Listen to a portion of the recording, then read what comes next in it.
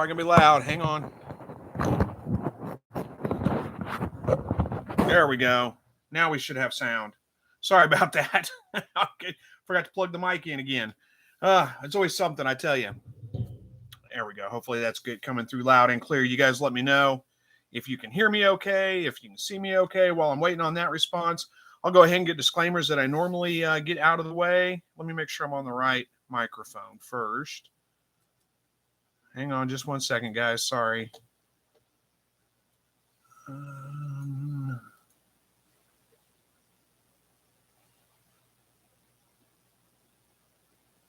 think we're right. I think we're good. Well, I'm just going to go and go, and you guys tell me if the sound is off or something like that. All right, so sorry, got distracted. This is a weekly live broadcast. So okay, sound is good. Thank you. Got it. Good. Now I feel better. I was worried that it was picking up the wrong microphone or something. But okay, weekly live broadcast. We do this pretty much every Thursday evening at 7 o'clock Central, unless something happens and life gets in the way. Sometimes can't make it. I don't have anything planned out as far as a topic goes. This is just an hour devoted to answering your questions, comments. We'll talk about whatever you pretty much whatever you want to talk about. Keep it family friendly. Be polite. Don't cuss at anybody or call them names or be hateful or any of those things. We can have disagreements. We had disagreements last week, but that's okay. It was a friendly debate. We can disagree, but we don't have to be hateful about it. We don't have to be hate anybody because they have a difference of opinion from us or anything. So anyway, let's get into it. We've got Joy here from Western Oregon. Good to see you. Says finally a dry, sunny day. Well, not here. Not here at all. Terry says, I made an incubator out of a tote and they started hatching today. Well, awesome. Homemade incubator. That's going to make you feel pretty good. Hey, there's Brandon from Whiskey Tango Farms. Says, good evening, everyone. Hope everyone is doing, how are you all doing this fine evening? I'm doing okay. Hopefully you are too. And then we got Hops and Lops Canada. Says, hello all. Finally getting some nice weather. Makes it so much easier to do kit checks. Hope y'all are having a great night. Not bad here. It's rainy and kind of cold out here, but not terribly cold, just chilly and rainy. We haven't got a chance of snow tonight. There won't be any accumulation because it was like 50 some odd degrees today. And it's been in the 50s and 60s. It's been pretty nice all week, and then rain and cold for the weekend. Truck 3 Warden, evening all, rainy day all here in Wisconsin. Ducks started laying. Yay. Well, good. You got something out of it anyway. Rainy here too, if it's any consolation. Jesse Mills is here. Good to see you, Jesse. Says hello to everyone. And Mary Hillerman says, raining and cold here in Southwest Missouri tonight. Yeah, it's not cold yet, but it's getting there. Says, had to put plastic on the window of the coop to keep the cold wind out tonight coming in from the north. Silly chickens thought it was okay to forage in the rain. Yeah, it's going to get cold tonight. You're right. It is. It's not cold yet, but it's getting there. We got a big cold front moving through. It's supposed to drop down in the low 30s, maybe even below freezing. Tony from Toronto, good to see you. And Scrap 5000 from New York City. All right. We got a bunch of people telling me my sound is good now, so I'll skip through that stuff. Thank you guys, by the way. I appreciate that. Katrina's here. Good to see you, Katrina, from Gilroy, California. And Kay Roach, hello to you. Who we got here? Peter says, good evening from Minnesota. Justin says, when you going to do videos on seeds? Boy, that's coming up. I'm going to be starting them the next couple of weeks, probably about 2 weeks. I usually start last week of March, first week of April, somewhere right around in there. I like to do it about 6 weeks before I plan on planting out, and I usually plan on planting out somewhere around May. Now, pretty much all I start indoor is tomatoes and peppers. I mean, the rest of the stuff, for the most part, I plant directly out whenever it's time, which is right around Mother's Day usually. Now, last year we had cold all the way up through May. I mean, it was too cold to be putting plants out, and it was really like almost June before I was able to put anything out. Hopefully that doesn't happen this year. We'll see. And then after being cold for so long, it got hot and dry. It was like stupid hot, like 105 degrees every day and no rain for months. It was crazy. Rick says, hello for my first hatch, 3-week old. And I'm asked how quickly what? Hello, have my first hatch, 3 weeks old. I'm some kind of typo there. How quick they grow. Amazed, maybe? Amazed how quick they grow. Yeah, 3 weeks old. Yeah, they pretty much, you're right. I think I figured it out. You're right. It's amazing how fast they grow. They pretty much double in size every day for the first like 2 weeks. And then they'll slow down a little bit, but still they grow fast. You're right. Hops and Lops says, I never realized how early you can tell the difference between Rex and normal whiskers. I have 24-hour-old kits. I can already tell who is what. Sucks about your weather. Hope it's better tomorrow. Yeah. Well, it could. I mean, it's not that big a deal. It's all right. I live in Southwest Missouri. I mean, we're kind of used to this stuff. It is that time of year. Some of the biggest snows I can remember were in mid-March, right around this time. So it's not unusual. It's pretty. I mean, we got spoiled because we had a week and a half of pretty nice weather. It was sunny and, the 60s and high 50s, low 60s, mid 60s even. And we got spoiled with that, and it happens every year. Everybody thinks spring's finally here, and then boom, and we get hit with another cold front. So it's normal. It's okay. Ben says hello from Idaho. Good to see you, Ben. Jesse Mills says it's already switched from rain to snow here in Iowa. Yeah, I don't envy you. I don't want any more snow, but if it happens, it happens. It's been too warm though, and it's not going to be super cold tomorrow. It's not even down in the 30s yet. So even if it does snow, it's not going to be a big accumulation of snow. I heard the weatherman say they may have up to a, I don't know what that is, piece of hair or something. Not mine. Where was I going with that? I heard the weatherman say that we might get up to a 1/4 inch of snow. Probably just a light dusting, but may get up to a 1/4. It'll be a miracle if we get a 1/4 inch of accumulation. There's no way. But we'll see. Truck 3 Warden says, hey, Katrina made the pesto pizza. Awesome. Pesto pizza. Was there a specific pesto pizza? I must have missed out on that. I do like pesto, so it sounds like it would be good on pizza. I don't see why it wouldn't. K. Roach says, my first Coturnix quail hatched out Sunday, had 38 out of 60 hatch. 5 didn't make it. The rest were severely underdeveloped or unfertilized. Not too bad for my first go with it. Not too bad at all. It does sound like maybe you said that the rest were severely underdeveloped. That makes me think maybe your incubator is running a little bit on the cool side. You might want to get a couple of thermometers, calibrate it, make sure they're accurate first, throw them in there, run it, with no eggs in it or with eggs in it, either way, and see what they actually say the temperature is. You may have to bump it up a little bit. And you said were severely underdeveloped or under-fertilized. And then just because they didn't develop doesn't mean they're not fertilized. They could be fertilized eggs that just didn't develop for whatever reason, but still not bad at all. No, you're right. That's not a bad hatch for your first go with it. That's great. You did a great job with it, but those are just tips on how you might be able to improve it a little bit. Check that and see if your incubator may be off a little. Katrina says 8.5 hour power outage the other day, had birds hatching, threw in some hand warmers. All that were hatched are still alive. We have a huge windstorm, and they'll be cleaning up trees and debris for a while. Oh, I'm sorry to hear that, Katrina. We've gotten actually enough redundancy in our systems here. We very seldom lose power, and if we do, it's very seldom for more than half an hour. It's just, it's actually built up. I mean, now it didn't used to be that way. I remember power outages, 10, 15 years ago, kind of like that. They were out for hours, days, a day, even, but not anymore. It doesn't seem like that. But hopefully they get it restored quickly, man. I'm sorry to hear that. That's windstorm's not fun. We're getting a lot of wind right now. Not like windstorm wind. I mean, 30-mile-an-hour winds, something like that. But that's not uncommon. We get those all the time. Justin says, what's a good grow light without spending a bunch on lights? Well, it depends on what you're growing. What I use, you can see my grow shelf right behind me here that I use to start my seedlings on. Those are just shop lights, and the light bulbs that I use in them.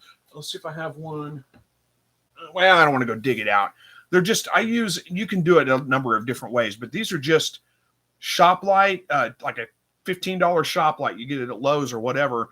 I think they're 4 foot long, and those whatever they're called, the bulbs that go in them. I've got one that's warm and one that's cool in each one. I've got 2 on each shelf because that way I can get the whole tray covered. I don't have to worry about putting it right in the middle and moving the tray back and forth underneath it. But those work just fine as long as you're not planning on growing things out to a flowering stage. Now, if you want to flower, like you want to grow a tomato indoors completely, you're going to need full spectrum lighting. You're going to need some pretty powerful lights. But just to start seedlings and get them ready to go out into the garden, those lights work just fine. The trick is you got to get those lights like almost touching the plants. I mean, like here's the top of the plant. You want the light like right, let's see how it is, right there. I mean, just almost touching it. Now I've got them on chains so I can raise them and lower them. There's just little hooks screwed into the shelf above, and I just raise it up a link or two as the plants grow. But you could go, you don't have to do, when I say warm in a cool bulb, that's referring to the Kelvin rating of the bulb. That's the temperature of the light. They call it temperature, the color of the light. So one's a little bit cool. It's a little bit more on the blue side. One's a little bit warm. It's a little bit more on the orange side. You don't have to do that. You can get just 6,500 Kelvin. That's like daylight bulbs. You can get those and put those in there, and that'll work just fine. So you don't have to go too expensive. I think that whole setup, one light is probably under $20 when you include the bulbs and the lights and everything. And I've had these, they'll last you for a very long time. You're only running them for, a month, at the most. And you can get a cheap digital timer so they go off at night automatically. You don't have to have light on them all day. But like I said, you do need to get that light real close to the plants. If the plants are starting to look like weak, like they're getting tall and starting to lean, like they're getting leggy, there's not enough light. And that's why I use two of them. Because if I had just one and I have those trays, now if you're just going to grow a row of plants, you only need one light. That'll do just fine. But I tend to grow those, what do they call them? 1020 trays, the grocery. I got one up here, but they're basically nursery trays, like what you would see in not a nursery, but I guess a nursery, like a greenhouse, what they use in there. And two lights will cover that pretty well. If I just had one in the middle, the plants on the sides would be growing in like this. You'd have to rotate them back and forth to get them to keep straight, and that's kind of a pain. So I don't want to have to do that. So that's what I do. Hopefully that got your question answered for you. And if not, let me know. If you need more information on that, let me know. I'll expand on that a little bit more if I need to. Manny says, hey, can anyone tell me what to do with my rabbit? She was a Flemish, she has Flemish breastfeeding, and one of her breasts has gone hard and a big lump. Can I get rid of it? Okay, she has Finnish breastfeeding, and one of her, it sounds like mastitis to me. We'll see if somebody else has a tip on that, but you might look that up. That's an infection. You're probably going to need to get some antibiotics for her to treat it.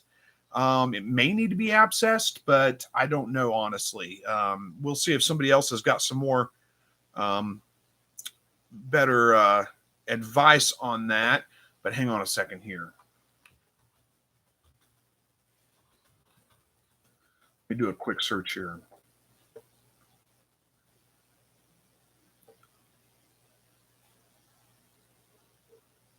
Yeah. Anyway, yeah, that's what I'm seeing. Just a quick Google search there.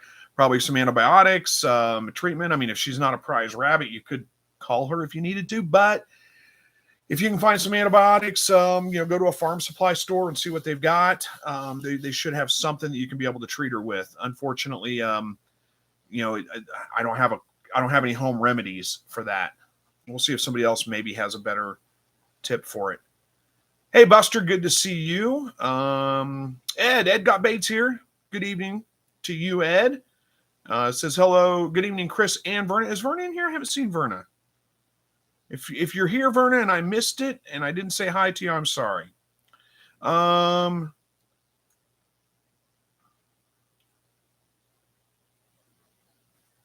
K. Roach says, no, I'm in. Oh, Katrina wanted to know if you're in. Okay, gotcha. You're in West Virginia. Robert says lost volume, huh? I think the volume's still going all right, isn't it? Are we doing okay on volume still? I think it's still going. I don't know. If we did lose volume, you guys let me know. I don't see anybody else saying that. Katrina says, Manny, look up mastitis. I've not dealt with it. Sounds like it, though. Yeah, I would agree. It's mastitis, probably. Generally, that's going to require, it's an infection, so it's probably going to require an antibiotic to get rid of it, to fix it. That would be my suggestion. You may have to abscess it, let it drain, which will be nasty, but, may have to do that. I just, look it up and see what information you can find on how to treat that, because I don't have any good home remedies. All right. Where we at here? Nana's a nerd says, need advice on dialing in a new incubator temperature wise, placement, testing, etc. Okay, I don't know what you mean by placement, testing, etc. Well, maybe I do. Maybe I do. Let's see what we can figure out here. Oh, okay. So Katrina's saying she did a video for Pi Day. I get it, Pi Day, and used pesto as the pizza sauce. Well, that sounds great. I should try that. Anyway, back to Nana's a nerd. Okay, so dialing in a new incubator, the placement as far as where to place it, just put it in a place that's fairly temperature stable. It doesn't really matter where necessarily, but not like right above a heating vent or in front of a window that's open. I had that problem one time. My incubator sits, you can't see it, right over here. And there is a window right there, and I had the blinds open at one time, and I couldn't figure out why I was getting such bad hatch rates. Finally figured it out. The sun going across that window in the afternoon was heating the incubator up in the afternoon. So that once I closed the blinds, boom, hatch rates went right back up. So you do want it in a fairly temperature stable, not real drafty, not, it doesn't have to be anything special though. That's as far as placement of the incubator. As far as dialing it in, you said dial it in, placement, testing, etc. Okay, so as far as testing it goes, if you can get a couple of thermometers, I would say get two, because if you only get one, you're kind of second guessing, is it the thermometer or is it the incubator? If you get two, calibrate them, make sure they can be calibrated, calibrate them, look up how to calibrate a thermometer, and it's not that complex. You can figure it out and make sure they're accurate, and then put those in your incubator, and you should be able to tell, is it running right or is it not? Is it off just a little bit? Does it need to be bumped up? And you basically just want to get it until it's 99.9 degrees in there. So if it's a forced air incubator, if it's a still air incubator, you want to go with 101.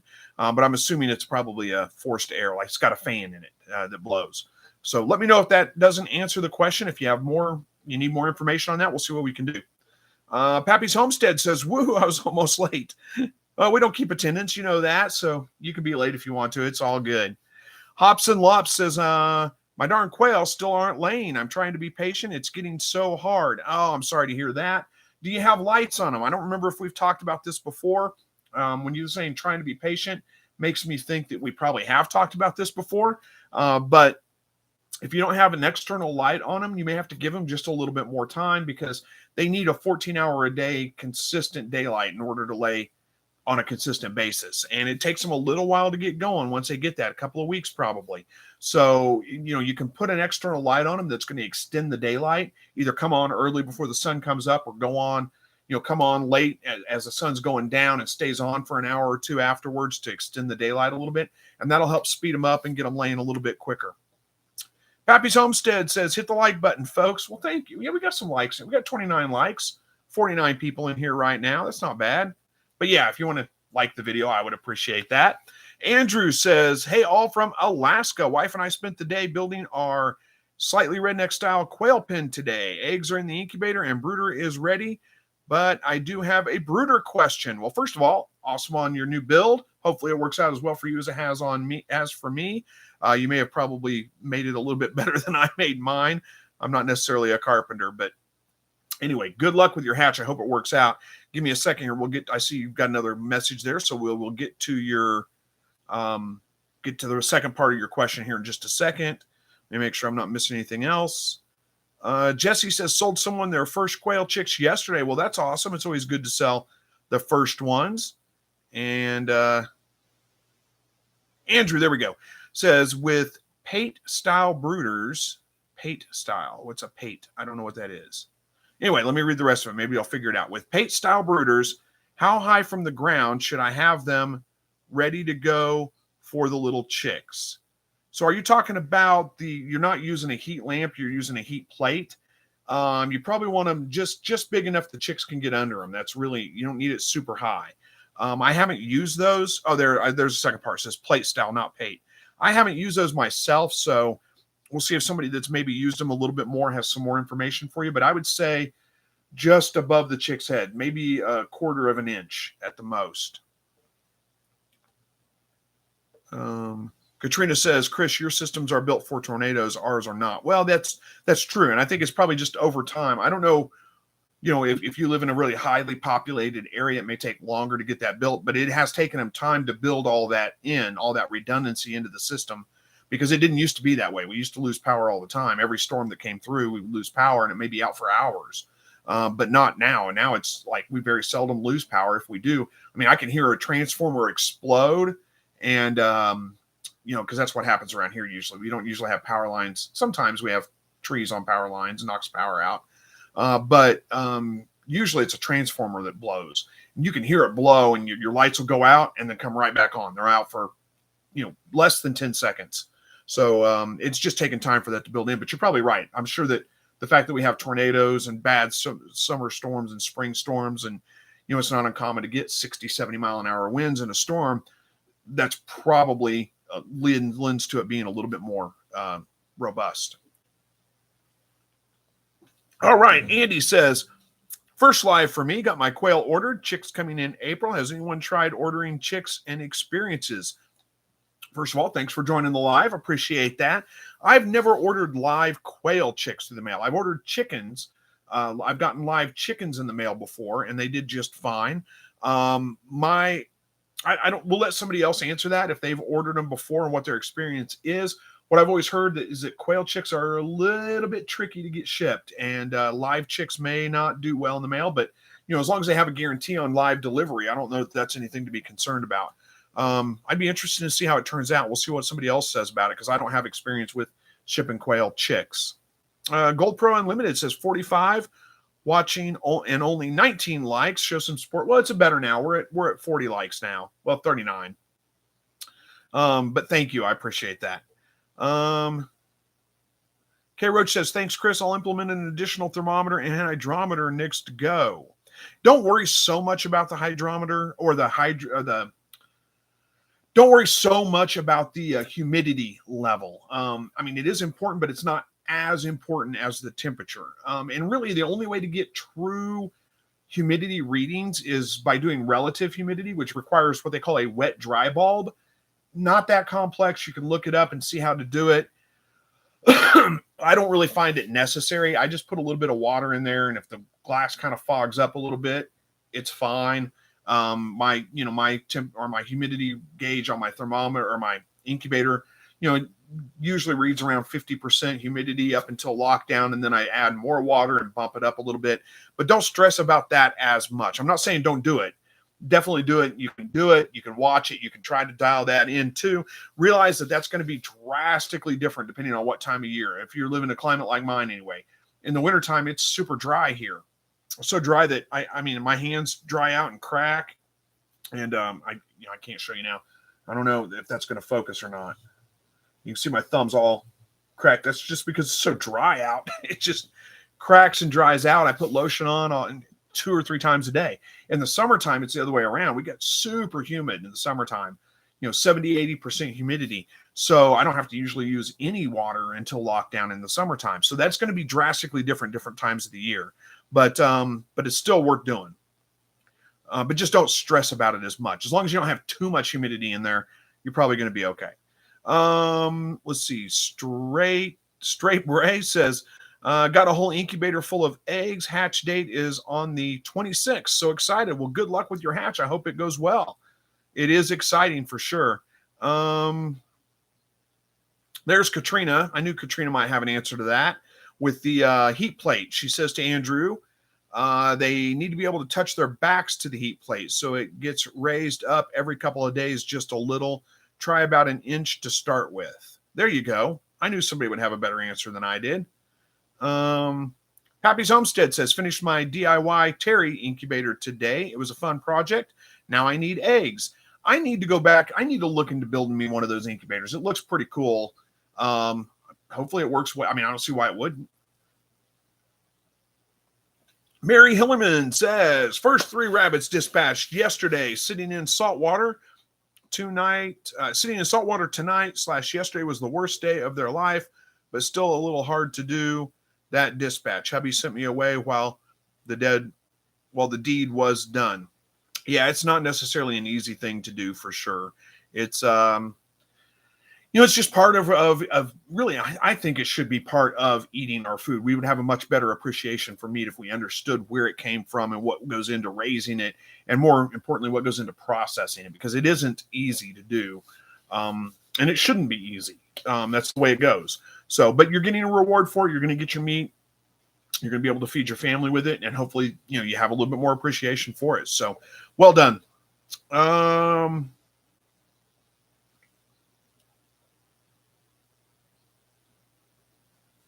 So Hops and Lops says, okay, they have light from 5 a.m. to 10 p.m., either sunlight or LED. Sounds like you're doing everything right. You just give them a little bit of time. I know it's hard to wait. Chances are, just any day now, you're going to start getting eggs out of them. Scrap 5000 says, anyone excited for corned beef tomorrow on St. Patrick's Day? Everyone's a little Irish on St. Patrick's Day, except for us Italians. We're still Italian.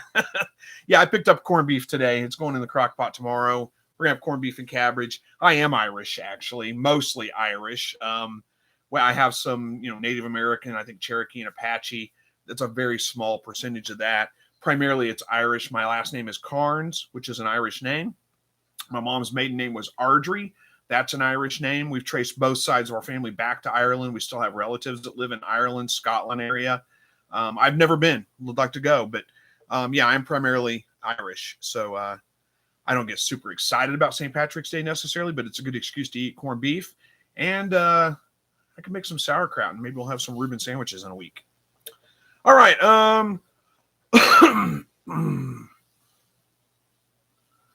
Katrina wants to know from Andy, wants to know how old are the birds? Are they talking about teenagers or day-olds?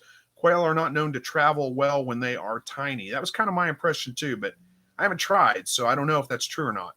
Gold Pro Unlimited says, appreciate the time and effort you put in your channel, Slightly Redneck. Well, thank you so much. I hope that, or I'm glad to hear that it helps out.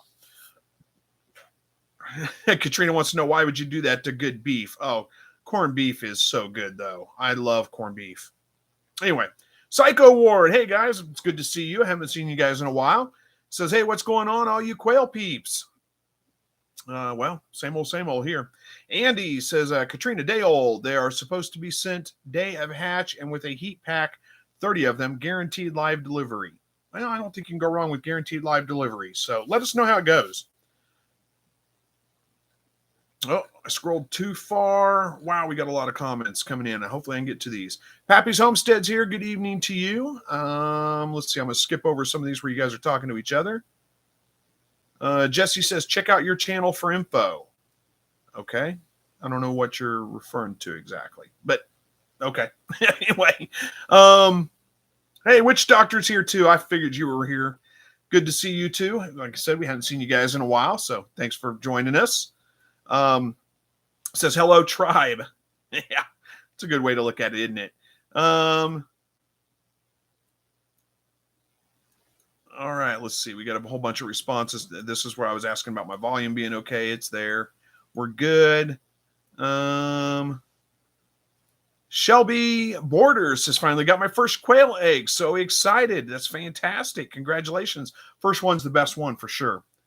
Andrew, hang on a second. Got to scratch my eye. It itches.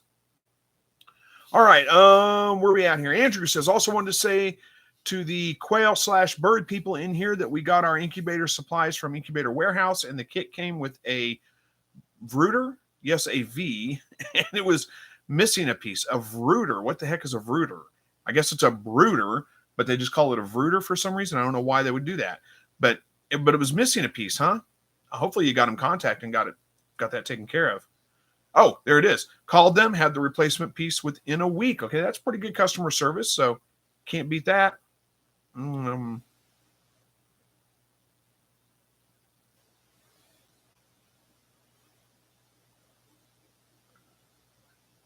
Shelby says, I was beginning to worry about the eggs not coming in yet. Yeah, you're right. It's always a little bit of a concern, and then all of a sudden, boom, there they are. So glad to hear it's working out, though. Nana's a Nerd says, great advice. Thanks. Well, you're absolutely welcome. Okay. 08SI says, I'm back. Been about 6 years, but I'm back in a position to raise them, and my operation is getting to be a nice size. Thank you for all your information you provided. You were instrumental. Well, thank you for the kind comments. I appreciate that. I am glad to hear that things are working out well for you. Who's this? Scrap 5000 says to Katrina, corned beef is delicious. Going to smoke it first, though, per the recipe from the Bearded Butchers. I haven't made brisket yet. One day. Well, corned beef is usually made out of brisket. It's just the tip, right? It's a brisket tip.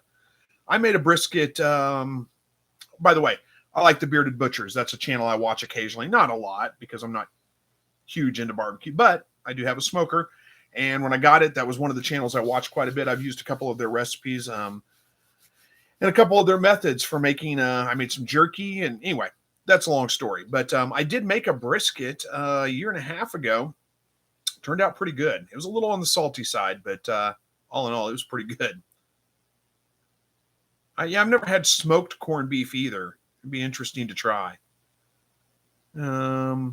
Susan says, if you couldn't get quail feed, what natural food would you give them? Boy, that's a question that comes up all the time. I do not have a good answer to.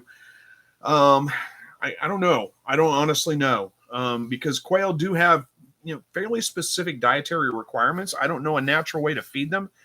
Probably heavy on seeds and grains with a lot of what do you call it? Insect of some kind added in for the animal protein part of it. But I don't know I haven't been able to figure that out yet. I've been trying to research it, but I just haven't been able to find the information I need to be able to feel confident about it. Who knows? I'll try to do some more research on it and see what I can figure out. But luckily, I will say if you can't get quail food, then, definitely, turkey starter works just fine. It's pretty much the same thing as quail starter. You could even do a chicken feed if you had to. It's not ideal, but it would work.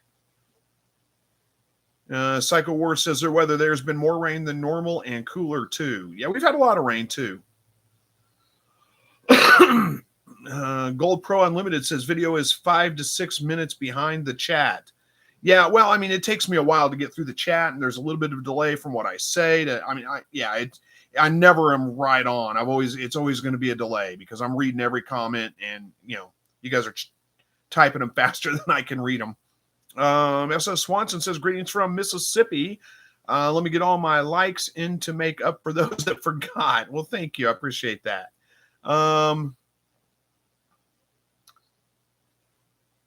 So Pappy's Homestead says, just do your brisket low and slow. I smoke them all the time. KCBS competitor. Yeah, well, you're probably not going to like the way I did mine because I have a pellet grill. And I know if you're a competitor, you probably hate the pellet grills. But it is pretty nice in the sense that I put it on the smoker, like you said, low and slow, and I went to bed and just let it go. I mean, it was easy. And it turned out good.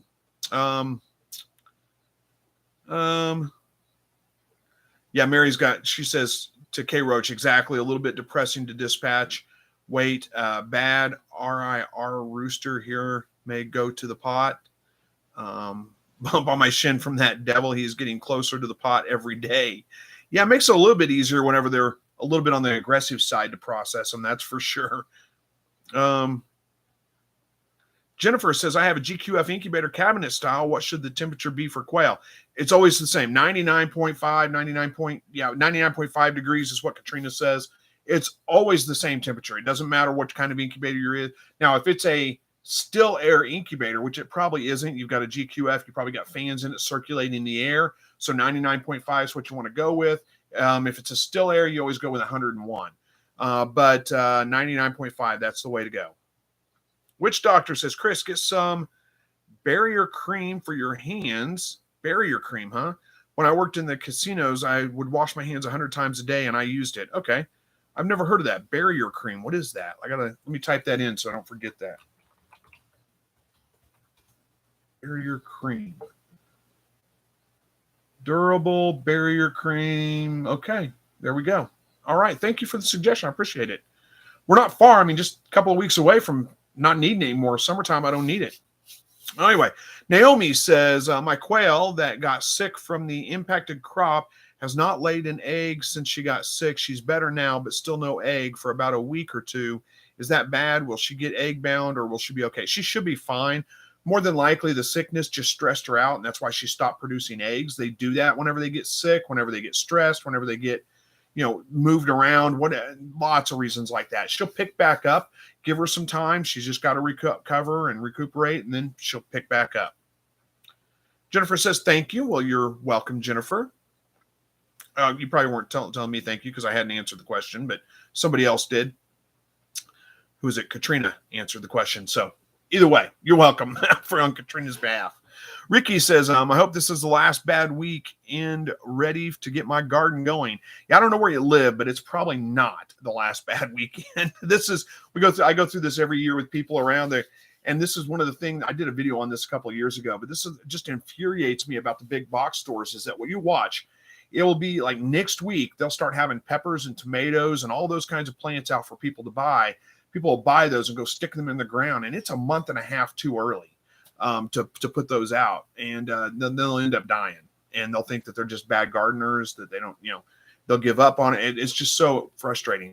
But no, this is a time of year, like I said, we've got here, our average last frost date isn't until April 15th. And it's a good couple of weeks after that before it's really warm enough to get things going. It is getting close to starting seeds indoors, but not to be putting the plants outside yet.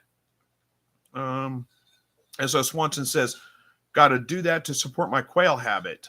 Got to do what? I don't know if I want to know. And Scrap 5000 says, let's go Rangers. I don't know who the Rangers are. So is it a basketball team? I don't know who that is. Hey, there's Verna. Good to see you. Verna says, sorry it's so late. Don't worry about it. It's okay. We don't keep attendance here. We don't keep track of whether you made it or not. It's all good. Good to see you, though, by the way. I appreciate it. Katrina says, did I tell you I canned rabbit again? Last time I hot packed, this time I raw packed. Going to compare the two. Yes, I know, Chris, you think it's weird. I do. Try them Hogue Cam. Maybe I should send you some. Maybe. I don't know. I wouldn't be. I'm not against trying it, but yeah, canned meat is just a little bit strange to me. But I don't know. I'm warming up to the idea. My sister canned chicken last year, and I still think that's weird too, but I don't know. Blessed with Pet says, oh my gosh, I almost forgot. Hello, Chris. Well, hello to you. Thanks for joining us. Oh no. Every once in a while I scroll the mouse and it just jumps all the way to the bottom. There we go. I'm back on track.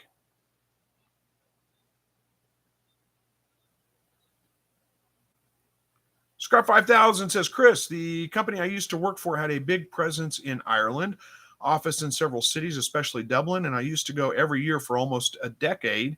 You should go. You should go. You'll love it. Yeah, I should go. My aunt just went not too long ago, and she looked up some family, history there and stuff. So she had a great time. Said it was a lot of fun. Costs money. It's expensive. I don't have the money to do it right now, but who knows? Someday.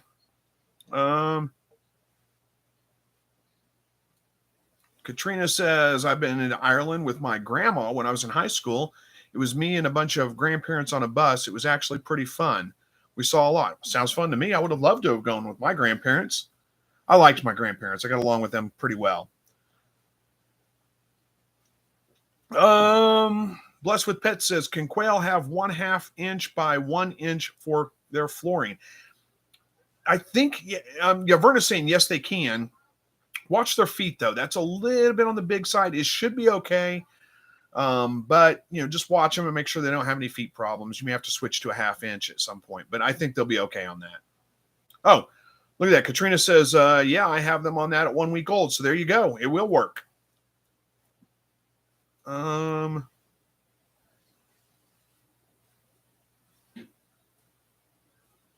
Oh, well, that's a good point, too. Scrap 5000 says to Bless with Pets, if you have cats in your area, they're likely to reach in and kill with that size flooring. That could be possible. Oh, Verna said, we lost me, and then I'm back. Are we having sketchy issues? Hey, Max. What's up, buddy? Max came in to see us. There he is. See his face. Mary Hillman says, we have 30 hens in a brand new incubator scheduled for lockdown a week from tomorrow, but the sire is a very mean Rhode Island red rooster. Any new chicks may be sold off or eaten. A trial run for quail eggs. Okay. Makes sense. Wait, 30 hens in brand new incubator scheduled for lockdown. You said RIR. So what is, am I missing? It's not Rhode Island red rooster. We're not talking about chickens anymore. 30 hen eggs I don't know if we're talking about chickens or quail or both. I'm a little confused. Blessed with Pet says, I need to replace the rabbit milk formula. I've got a 6-day-old bunny or 6-day-old baby, and the mama is no longer producing milk. Oh, that's tough. You need a recipe, not replace it. Okay, so go to like a feed store, an animal supply store, whatever. Look for kitten milk replacement or goat milk replacement. Those would be the two that you would want to use. Not both of them necessarily, one or the other. Goat milk's probably the preference, goat milk replacement. But if you can't get that, get kitten milk replacement. Hops and Lops says, I always use goat milk in the small animal string tips with a syringe from a baby Tylenol. There you go. That makes sense. Oh, it said sound is messed up, huh? I keep getting that off and on. Sound is messed up. No, it's working. It's messed up. It's working. I don't know if it is or not. S.S. Swanson says it's fine on my end. It could be. It could be my end. Who knows? Jesse says it sounds good for him too, though. I don't know. Blessed with Pet says, well, I'm asking because that's the size of my rabbit cage flooring, and I want to get some quail in the same type of cage. Yeah, they should work. I mean, it should work. Like you said, everybody else here is saying, yeah, it works just fine. I know I put quail in my rabbit cage one time, and the flooring looked a little bit too big for them. The spacing did. They kind of struggled on that a little bit. So I went to a 1/2 inch, but try it out and see how it works. Buster says, Verna, you doing better? I think that's a question. I didn't know. Were you down, Verna? I didn't know you were. Anytime you're down, sick, whatever, reach out to me. Let me know. I'll pray for you. Katrina says, I hear him fine. I'm reloading the page. Try reloading if there's an issue. Okay, we're good. Blessed with Pet says it's better now. Hey, David from Florida. Good to see you.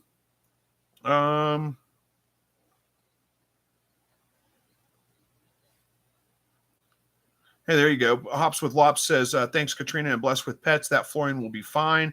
If you have predators, you can add 1/4 inch by 1/4 inch hardware cloth as an underlayer. So, just add it down at a little bit lower and they can't get up through it. That's a good idea, too. And Verna says, yes, back to your crazy self. Well, I'm glad to hear that. I didn't even know you were sick. Andy says, Blessed with Pets, there are milk replacer commercially, but I don't know other than cattle or goat colostrum replacer. Okay. Yeah, you should be able to find a goat replacement, goat milk replacement. Let's see. Blessed with Pets says, will quail get out of 1x3 inch wire? 1x3? I don't think so. Not adults, maybe maybe babies, but I don't think adults will. How are we doing on time? We got about, good grief, it flies, doesn't it? We got 17 minutes left.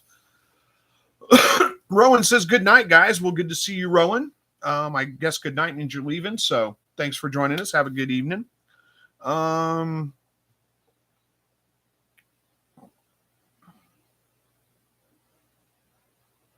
Scrap 5000 says to Bless with Pets, yeah, I have the same rabbit cages, and I had to put 1/2 by 1/2 inch mesh all around. Cats will reach through, grab the quail, and pull body parts off of them. Gruesome sight. Yeah, that is. I haven't had that happen, but I had a fox at one point that was grabbing my quail's feet from underneath and pulling their legs off through the wire. That was not pleasant. So let's see where we at here. Scrap 5000 says, Tevay's place, good point about the trays. That is true. I missed that one. I don't know what we're talking about. Tifford says, why do you use mouthwash on your quail eggs, and is it necessary?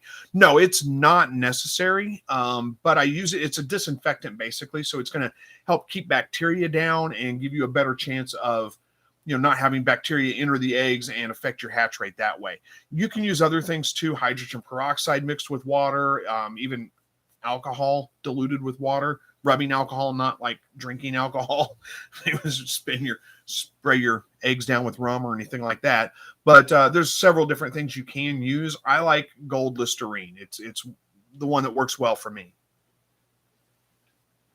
Scrap 5000 says, boo Pittsburgh. I don't even know is that the Rangers that we were talking about earlier? I don't even know. I'm lost. Buster says, Verna, that egg peeler that S.O. Swanson told me about, I've done peeled over 1,000 eggs with it. Works great. That is awesome. I need to try that out, don't I? Okay, so Hops and Lops says to bless with pets. I don't have experience with the colostrum replacement. I've always used whole goat milk, readily available and was always worked. Those are small animal rubber syringe tips. Okay, makes sense. Whoa, where did that go? Jesse Mills says to Witch Doctor, I use bag balm for my hands. It's for cow udders to keep them soft. I'm familiar with that. Says it's the only thing I've found that keeps my hands from cracking and bleeding in the winter. Yeah, I use just Scrap 5000 says Chris LOL, the Rangers are the New York hockey team. Okay, hockey. I'm not really a sports fan. I'm a Kansas City Chiefs fan. We watch football. We don't care, if that makes sense. It's like I don't have a team in it, so I don't care. Now, if I go to a live sporting event, I've been to a live basketball game. That's kind of fun. I pick a team and I root for them, a live baseball game, that kind of thing. But I really am not into sports other than just football, and really it's just the Chiefs. And I'll tell you, it is a good time to be a Chiefs fan. I've been a Chiefs fan all my life because I grew up in Southwest Missouri, and we finally have a team worth rooting for. Naomi says, thank you, Chris. Well, you're welcome. Blessed with Pets says, okay, we only have one cat here, but the one time we had Quail, something killed all 18 through the cage. Might be the cat. Rick says, YouTube is not sending alerts to your channel, so I'm late and so sorry. Don't worry about it. It's okay. You don't have to apologize for that. If you're worried about, make sure you click the bell icon on the channel when you subscribe. Click the bell icon to turn those notifications on too. Sometimes they get turned off. Naomi says, same, I didn't get an alert for the live. Oh, I'm sorry to hear that. Pappy says, unsubscribe and then subscribe again. That worked for me. Well, that may do it. Just make sure you subscribe again, right? Don't just unsubscribe. No, I'm kidding. You can unsubscribe if you need to. It's okay. Rick says, canned quail is great if you find the right recipe. I found a 5-star French recipe that is just great. You're going to share that with us or just keep it to yourself?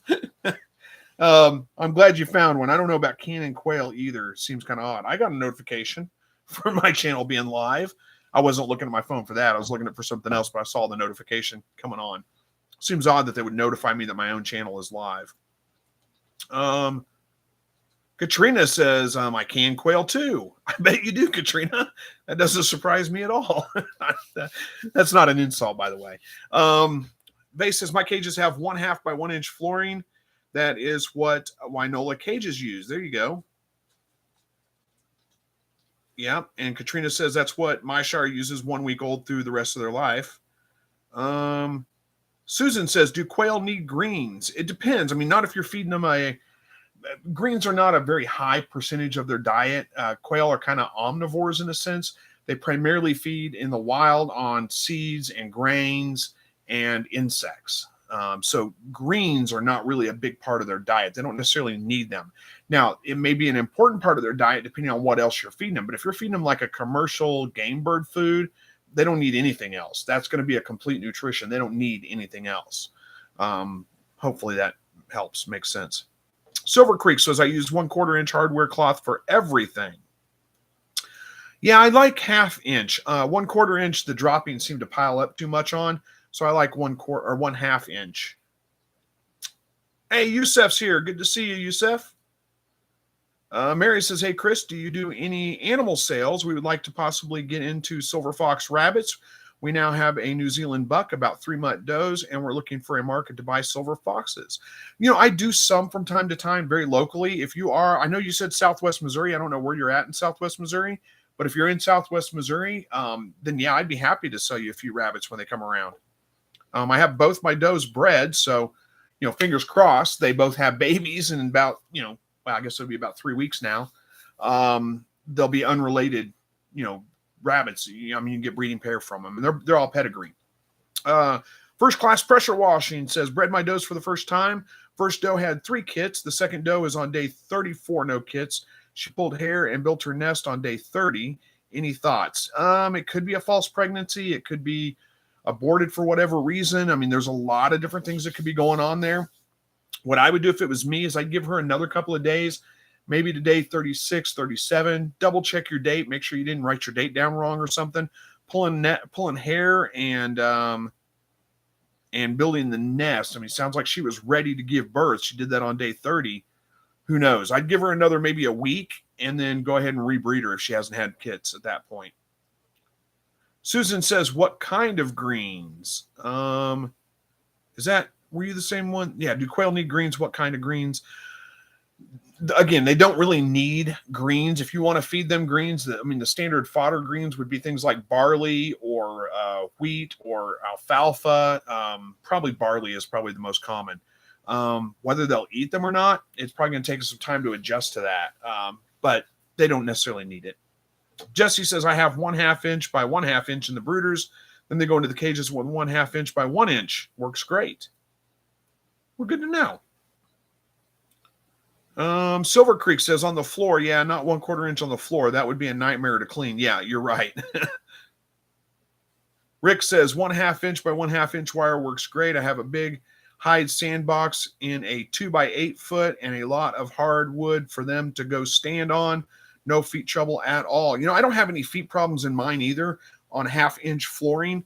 I use 1/2 inch by 1/2 like you, and I don't have any feet problems. And I hear people talk about using coated wire, which I think is probably a best practice.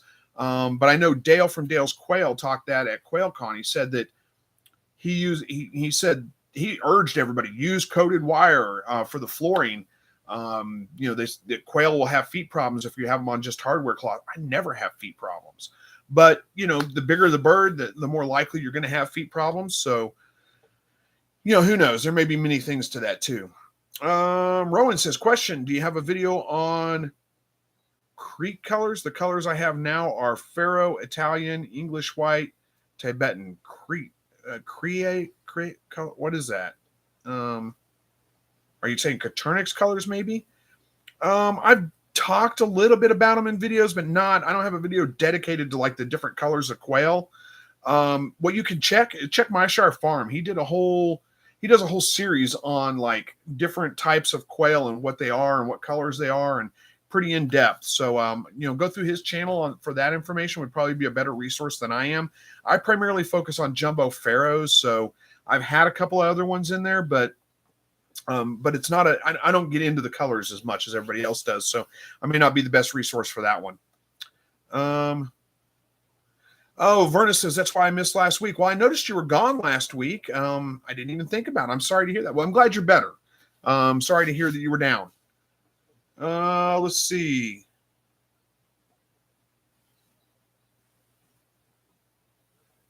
Katrina says they don't need them if they have two. Susan, they don't need greens. If they have bagged feed, they do, however, love them. Verna says, Mel, still waiting for that call. I don't know what that is, but that's for you guys to figure out. Rick says, where'd it go? Dang it, I scrolled again. Rick says, I don't know or care about what kind of quail I have. I just love them all. They give me eggs and meat. I have over 175 pounds of quail in jars in the freezer.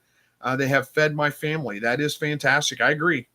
Don't really get too worked up about the type they are or what color they are. I prefer the jumbo Pharaoh. I like those because they're as big as any of the quail are going to get. Probably the bigger ones, actually. And I like that you can feather sex them, and you can just look at them and tell that's a male, that's a female. That makes it easy for me. Blessed with Pets says, we're hatching chicken eggs for the first time. So far, it looks like it's going to be 100% hatch rate. Also threw a turkey egg in there today, LOL. Well, good luck. Be surprised if you actually have 100% hatch rate, but hopefully you do. Rick says, don't use white soap at all. Dries me out. I don't use white soap. I use like liquid hand soap and stuff. I do wash my hands a lot, but I don't. Anyway, Katrina says to Susan, basically anything except for iceberg lettuce, parsley, and green parts of the nightshade family. That's good advice. Tomato, pepper, eggplant family. Those are all nightshades. Yeah, don't feed those greens from them. Don't feed avocado or citrus, onion, or garlic should be avoided too. That's good advice, Katrina. I think you got pretty much all of it. Iceberg lettuce. In fact, that's pretty much any animal. I didn't know about parsley. That's a new one to me, but I don't know that I've ever fed parsley. But the rest of the stuff, yeah, Don't feed that to anybody, especially like iceberg lettuce is not good for any animal. We eat it as humans and it's fine, but it's not good. It's mostly fiber, not much, and fiber and water, not much nutritional value to it. It can lead to diarrhea in your animals. Not good for them. And nightshades are poisonous, of course. Avocado can be poisonous to them. So yeah, I think you got it covered, Katrina. Good list. Chase says, my eggs hatched, got 21 out of 23 eggs. Well, that's fantastic. Good job. Yusuf says, hello, everyone. And yes, the no-turn eggs hatched, but with a fail, only 29 quail out of almost 80 eggs. So my conclusion is to keep turning those eggs. But honestly, 3 times a day is more than enough. Yeah, you really, I mean, really honestly, once or twice a day is probably enough. But yeah, it's good to turn them a little bit here and there. Blessed with Pets says, I bought my little sister a betta fish for her birthday the other day. Well, awesome. That was very nice of you.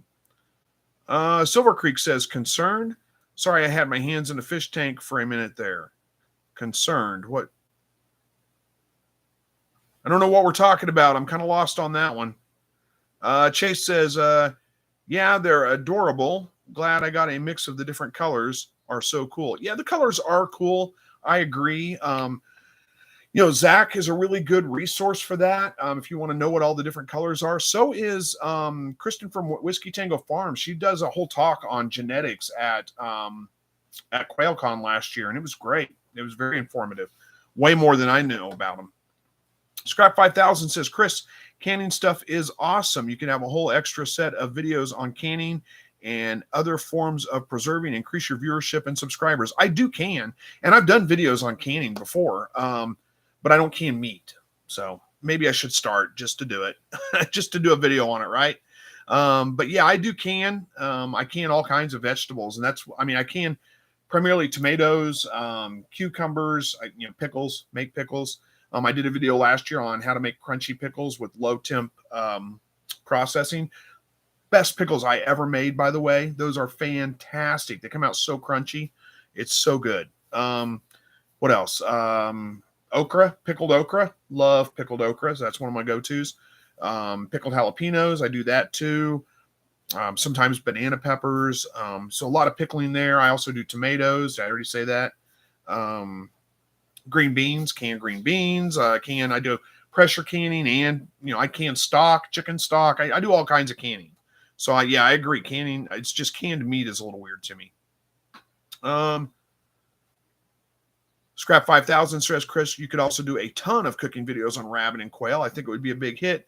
Food preservation and cooking is huge right now. It's not a bad idea. I haven't done cooking videos in a while. I've done them before, but yeah, I could definitely do some more. You're right. Sorry, I had to grab a drink. Chase says, had to help one hatch, was oriented weird and couldn't turn to zip. I'm kind of surprised it made it. Usually helping chicks hatch is very low success rate, but I'm glad to hear that it worked. Silver Creek says, super windy in Fort Worth area and too in Texas. Yeah, it's super windy out here. How are we doing on time? Oh my gosh, 2 minutes left. Let's see what I can get through. Blessed with Pets says, I'm doing a test breeding with my non-pedigree blue fawn mini Rex buck and my pedigree blue-eyed white mini Rex doe. That's a mouthful. And because I want to see if he carries the Vienna gene, because I think he's produced. Okay, well, hopefully that works out. Let's see where we at here. RBL Jackson says, finally got a total of 15 eggs from my initial purchase of 11 quail. Ended up with a few Celadon eggs too. So they're all in the incubator now to hopefully double our quail numbers. Well, awesome. Hopefully that goes well. Good luck with that. You said 15 eggs from your purchase of 11 quail.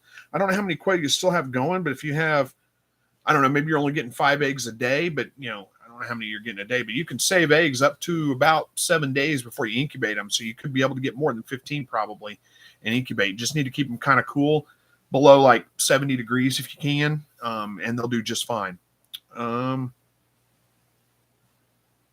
Mary says, hey, Chris, we're only about an hour and a half from you near the Arkansas border. We are very interested. So down in like McDonald County, probably. That would be my guess. So, yeah, that's not very far. Well, an hour and a half, so you're probably a little bit further to the east if you're an hour and a half Anyway, yeah. Hit me up. Let me know. Or we'll be talking. You'll see the videos whenever the rabbits are born. I'll put videos out, and then we can touch base from there. RBL Jackson says, on a recommendation from My Shire Farms, I bought a 3-pack of those Govee thermometer hydrometers, got one in the incubator, and really like the ability to track temps on the phone and get average temp. I like those too. I've got to work on getting mine calibrated. I don't think they're accurate, but they are pretty nice. I agree. And Sujak says, what rabbit breeds do you have experience, and what is your current breed? Currently, I have silver fox rabbits, pedigree silver fox. Millie Merrigan. I don't know who that is. That you? That may be maybe you sending me a message. Who is it? You're gonna have to tell me. Mary. Yep, that's probably you, right? No, Mary Hillerman. I don't know. I don't know who Millie is. If you're in here, you might tell me. Anyway, we're gonna have to wrap this one up. About out of time. Let me finish this question though. My current rabbits are silver fox, pedigree silver fox. I do have experience, so I've raised New Zealand's, Californians, chinchilla. I've had some with some Flemish giant blood in them. Primarily just the meat rabbit breeds though are the ones that I have experience with. All right, guys, I got to wrap this one up. We got a whole bunch of comments I did not get to. I'm sorry about that. Good to see you all. Love hanging out with you. But I got to go spend some time with my wife before it's time to go to bed and get up and do it all one more day. Happy St. Patrick's Day to you guys out there tomorrow. And we'll see you guys next week. As always, God bless.